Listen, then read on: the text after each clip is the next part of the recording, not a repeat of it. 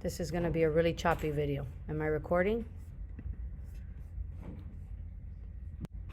All right, there'll be no pausing here. Birth of Earth. Anybody know how old Earth is? 4 point something. You saw the 4? It's 4.5 billion years.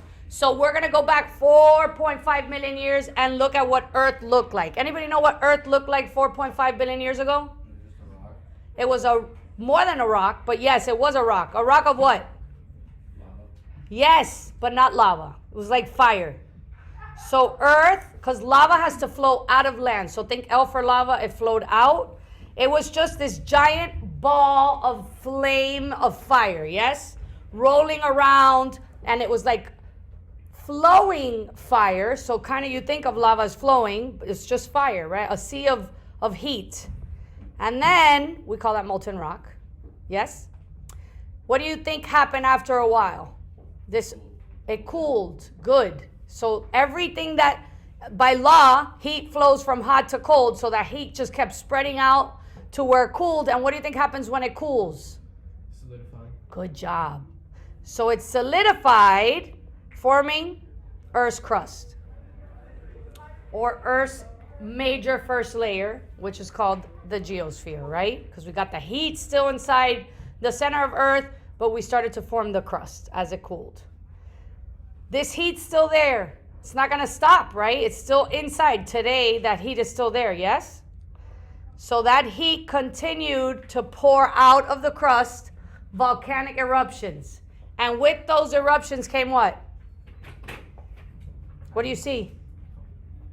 I would have said islands. With water. True. Islands are coming. You're right. What do you see in this picture? It's volcanoes. Oh, the atmosphere. Good. So what's being emitted from the volcano? Gases and lava, yes, which is going to solidify and form more land. These gases formed, well, gases primarily. This you have to know. Carbon dioxide for today and water. I promise you there's more gases that come out of a volcanic eruption. Carbon dioxide and water for now, because we're talking about Earth's history. So primarily carbon dioxide and water, okay, which created, as you said, our atmosphere. Super thin layer of Earth, right?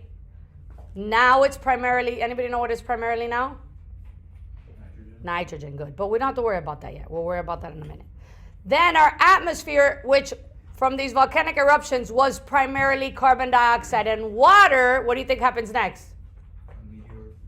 Nope. We're in our atmosphere, and there's carbon dioxide and water, a lot of it. What happens to water in the atmosphere?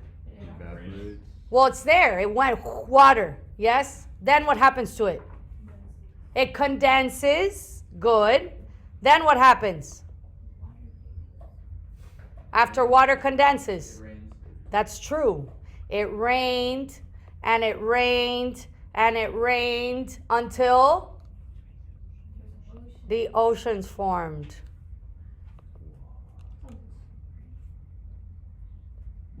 See how I only have titles, people? This is like a perfect moment to do this. Yeah, I think so.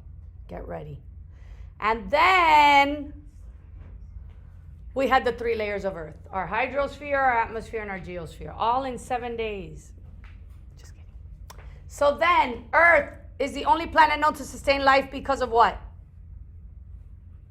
There's 3 reasons. Good. Presence of liquid water, because some planets have water, but that we know of, we're the ones with the liquid water. This is what? And yes, you're the 3rd reason. What's this? Nope. Look at it. Nope. Yes. Our atmosphere, which is that thin layer that surrounds Earth. Well, it's part of Earth, right? And then our distance from the sun. I'm done. For real now.